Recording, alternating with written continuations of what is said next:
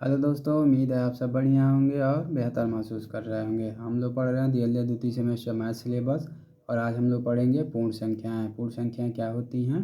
तो पूर्ण संख्या जो होती है उसको इंग्लिश में होल नंबर्स कहा जाता है। आइए इसका डिफिनीशन देखते हैं। तो कह रहा प्राकृतिक संख्याओं में यदि शून्य शामिल करते हैं तो प्राप्त संख्याएँ पूर्ण संख्याएँ कहलाती हैं। कहने का मतलब है यदि प्राकृतिक संख्याएँ 1, 2, 3, 4 एंड सो ऑन में यदि हम शून्य को शामिल कर लेंगे तो वे कौन सी संख्या हो जाएंगी? पूर्ण संख्याएँ हो जाएंगी। और पूर्ण संख्या को इंग्लिश में होल नंबर कहते हैं, इसीलिए इसको कैपिटल डब्ल्यू से डिनोट करते हैं। तो capital W equal to 0, 1, 2, 3, 4 and so on हो जाएगी। अब कह रहा है शून्य पूर्ण संख्या है, प्राकृतिक संख्या नहीं है। इस बात को याद रखिएगा कि शून्य को पूर्ण संख्या कहा जाता है, न कि प्राकृतिक संख्या। शून्य सबसे छोटी पूर्ण संख्या होती है, ठीक है ना। कोई पूछ दिया सबसे छोटी पूर्ण संख्या क्या है, तब बताएंगे शून्य जो है सबसे छोटी पूर्ण संख्या है। और आगे कह रहा सभी प्राकृतिक संख्याएं पूर्ण संख्याएं होती हैं, किंतु सभी पूर्ण संख्याएं प्राकृतिक संख्याएं नहीं होती हैं, ठीक है।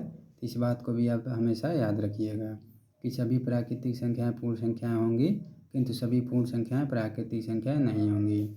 अब कह रहा है कुछ स्मरणीय तथ्य है, इसको भी देख लीजिए। तो पहला है प्राकृतिक संख्याओं में यदि शून्य को सम्मिलित कर लिया जाए तो इस प्रकार की संख्याएं पूर्ण संख्या कहलाती हैं। ये जो है हमने डिफिनीशन में भी देख लिया था, जैसे 0, 1, 2, 3 एंड सो ऑन।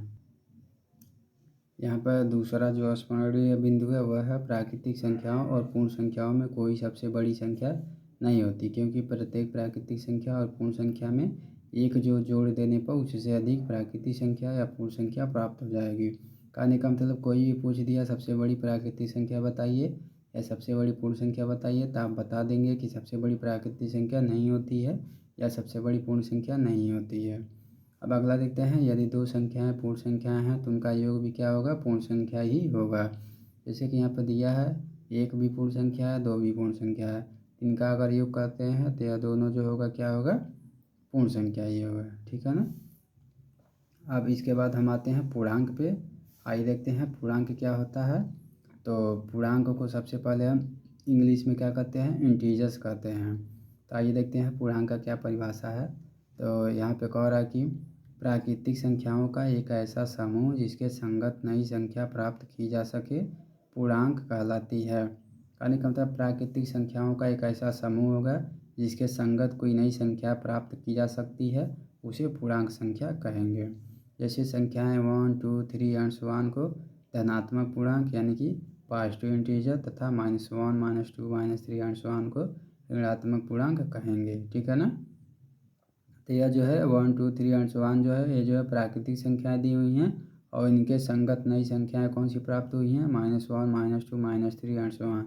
इसलिए 1, 2, 3 को धनात्मक पूर्णांक कहा गया है और -1, -2, -3 को ऋणात्मक पूर्णांक कहा गया है, ठीक है। अब पूर्णांक को इंटीजर कहते हैं, इसीलिए इसको कैपिटल आई से डिनोट करते हैं और कैपिटल आई जो होता है and so on -3, -2, -1, 0, 1, 2, 3 and so on तक होती है, ठीक है ना। अब जो हमारा पूर्णांक इंटीजर होता है उसको 2 पार्ट्स में बांटा गया है, पहला धन पूर्णांक और दूसरा ऋण पूर्णांक होता है। तो सबसे पहले धन पूर्णांक को देखते हैं। धन पूर्णांक जो है हमारा क्या है? पॉजिटिव इंटीजर्स है और सभी प्राकृतिक संख्याएं धन पूर्णांक कहलाती हैं। इस बात को हमेशा याद रखिएगा कि जितनी भी प्राकृतिक संख्याएं होती हैं वे धन पूर्णांक कहलाती हैं और धन पूर्णांक को आई प्लस से डिनोट करते हैं। I plus equal to 1, 2, 3, 4 and so on हो जाएगा। अब दूसरा है ऋण पूर्णांक। तो ऋण पूर्णांक को निगेटिव इंटीजर्स कहा जाता है और इसमें कह रहा सभी ऋणात्मक संख्याएं ऋण पूर्णांक कहलाती हैं। तो जितनी भी ऋणात्मक संख्याएं होती हैं वे क्या कहलाती हैं? ऋण पूर्णांक कहलाती हैं। यहाँ पे दिया है I minus equal to -1, -2, -3 and so on.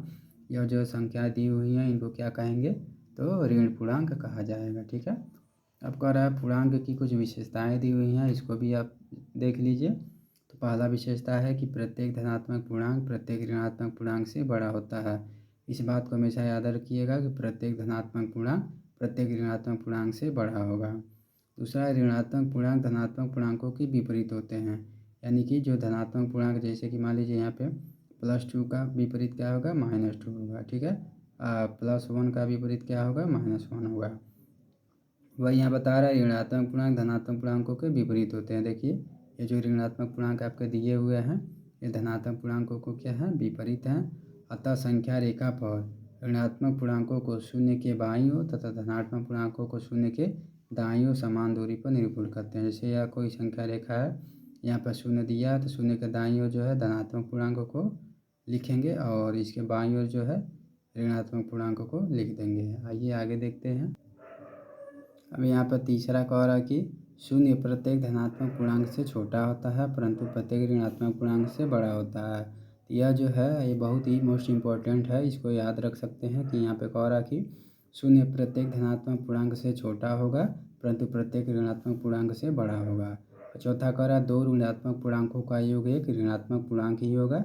जैसे कि आप -1 को जोड़ दीजिए, -1 और प्लस -2 को जोड़ेंगे तो इसका योग जो होगा हमेशा ऋणात्मक पूर्णांक ही प्राप्त होगा। ठीक है, जैसे यहाँ -1 है प्लस -2 है, इनको जोड़ेंगे तो इनका योग -3 एक ऋणात्मक पूर्णांक ही प्राप्त होगा।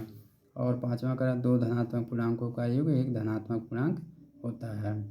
अब इसके बाद हम आते हैं कुछ स्मरणीय तथ्य को देखते हैं। तो स्मरणीय तथ्य में क्या क्या दिया हुआ है आइए देख लेते हैं।